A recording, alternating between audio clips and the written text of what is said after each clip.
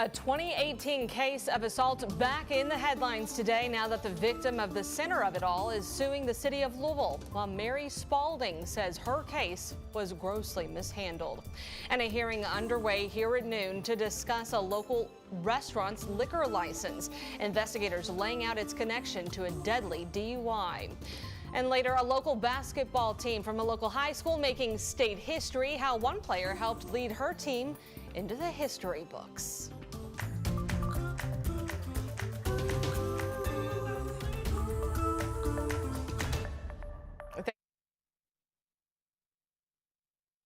Special thanks to anyone watching on our free WHAS11 Plus app here on this Tuesday. Happening right now, though, a hearing to discuss a local Mexican restaurant's liquor license and whether it should be revoked. An investigation by the city's alcoholic beverage control says Victoria Mexican restaurant there on Hikes Lane overserved a customer, leading to a deadly DUI one night in late October. Police said a man by the name of Victor Dominguez admitted to drinking at that restaurant before getting into a company car of his and hitting a pedestrian on Breckenridge Lane. Dominguez had a blood alcohol content more than double the legal limit. Louisville's ABC says Victoria Mexican restaurant was negligent that night for over-serving someone who was clearly intoxicated. Our Alexander Goldberg is inside that hearing happening right now.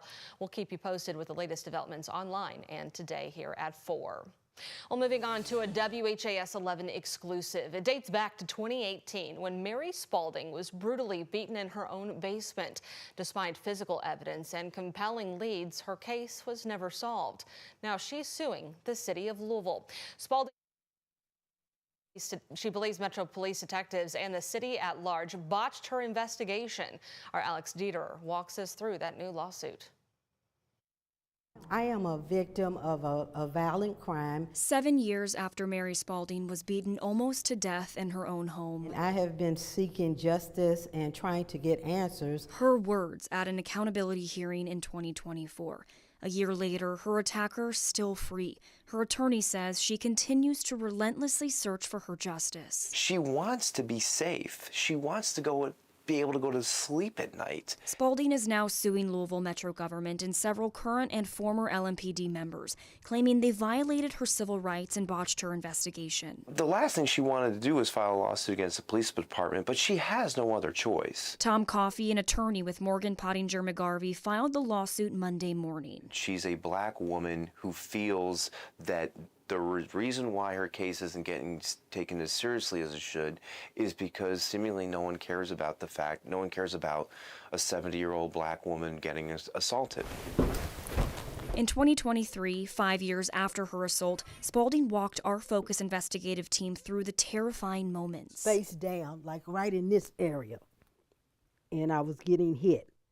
And the thought came into my head to pretend to be dead. Her case was first given to Detective Deidre Mangadote, who was tragically killed in a Christmas Eve crash just days after Spalding was attacked.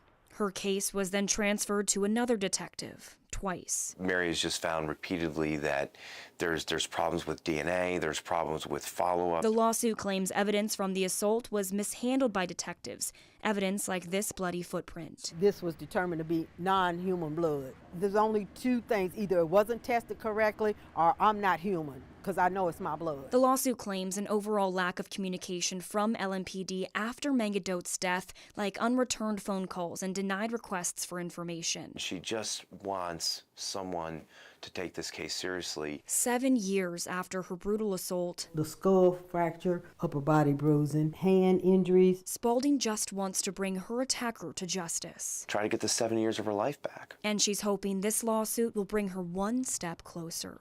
Alex Dieterer, WHAS11 on your side. We reached out to the city for comment but have not heard back. The WHAS11 Focus team first brought you this story in 2021, and since then we've had Spalding walk us through her home, spoken with the Inspector General about what made him investigate this in the first place. You can watch all of those stories right now on the WHAS11 Plus app and our YouTube page. Well, a second person is in custody following an assault at the Paddock Shops, and today he faced a judge. Police arrested 19-year-old Malachi Weathers Parker Monday. Police said on March 8th, someone in a passing car yelled, "Say cheese," as Weathers Parker and his friends were taking a photo in front of Malone's. Well, court documents say they later returned to find that group of people in the car and confronted them. Police said one of the victims was knocked unconscious with their own metal baton, which caused a concussion and a brain bleed. Weathers Parker is facing multiple charges, including strangulation and assault. In court today, he entered a not guilty plea. The judge set his bond at $50,000 cash, and he is prohibited from possessing any kind of weapon. Weathers Parker's due back in court April 10th. Now, the other suspect in this case, 19-year-old Seth Jones, is also in jail, charged with multiple counts of assault. Jones admitted to police he was involved in the incident and said he felt disrespected when those victims yelled out. Well, a Louisville man will spend more than 2 decades in prison for the murder of a teenager in 2021. Michael DeWitt was sentenced yesterday for the death of 17-year-old Madeline Trout. Investigators said he stole a car in Simpsonville and sped into Louisville. He was then heading the wrong way on Dixie Highway when he hit Trout head-on, killing her. She was a cheerleader at Butler High School. DeWitt was sentenced to 20 years for murder, 5 for leaving the scene, and 5 more years for assault. He previously pleaded guilty to a federal carjacking charge. A Michigan man facing charges after 8 Corvettes were stolen from a GM plant in Bowling Green. 21-year-old Deontay Walker was arrested Saturday. Police said a witness first reported seeing him driving a brand new Corvette with the price tag still attached. Then a transport driver said Walker wanted him to take several more new Corvettes to Michigan. Police arrested Walker before those Corvettes could be hauled off. All 8 vehicles in total valued about $1.2 million and returned to the plant. Walker is charged with receiving stolen property, fleeing and evading police, and resisting arrest. We'll take a look at this. 3 shipments of hatching eggs have been seized by Louisville Customs and Border Protection. The agency says it stopped 39 eggs from entering the U.S. last month. Well, what does this mean? Hatching eggs can include poultry, game birds, and racing pigeons brought into the country for hatching or reproduction purposes. While they are not illegal, authorities say these eggs are highly regulated because they can carry diseases like the bird flu. Officials said the first 2 shipments came from Turkey and were headed to New York and Nevada. The most recent shipment came from Romania and was headed for Costa Rica. Louisville's local FBI branch is offering assistance to local law enforcement agencies, specifically through its evidence response team, made up of full-time agents who help provide resources and manpower to local departments without the proper tools to handle an incident. Supervisory Special Agent Colleen Marsh said members of the ERT are more than qualified to lend a hand when needed. We want to be there to provide resources, and we will oftentimes reach out and offer those resources. However, it really is up to them if they feel that they need our help, if they would like our expertise, and then, to what degree we're there to offer assistance or what specifically that they may need from us. The FBI says that evidence response team assisted police following that Middletown shooting and bomb threat earlier this month. Just coming up on 12:07 for your Tuesday, seeing some cloudiness overhead. Danielle, what are we looking at for the rest of the afternoon? That cloud cover is going to be sticking around for at least the next few hours, and we're starting to see some clearing as we head into the evening hours. Here's a look at our current satellite and radar. Light rainfall moving a little bit north of Louisville. Unfortunately, the same places, Madison, Seymour, Bedford, all been getting rain pretty much all morning long. Some of the heavy rainfall not really making it to the ground, so just those pesky light showers that they are dealing with right now. Here in Louisville, we are dry, but it is cloudy outside. This is a live look from our U of L campus camera. You can see how cloudy it is out there. Currently, it is 50 degrees in Bowman and 52 at the airport. When you factor in that wind, it feels a little bit cooler out there. So make sure that you grab a light coat as you head out the door. Let's time out the rest of the afternoon for you. We could have some spotty showers in the afternoon hours, but as you get ready to commute home, we will be mostly dry here in Louisville.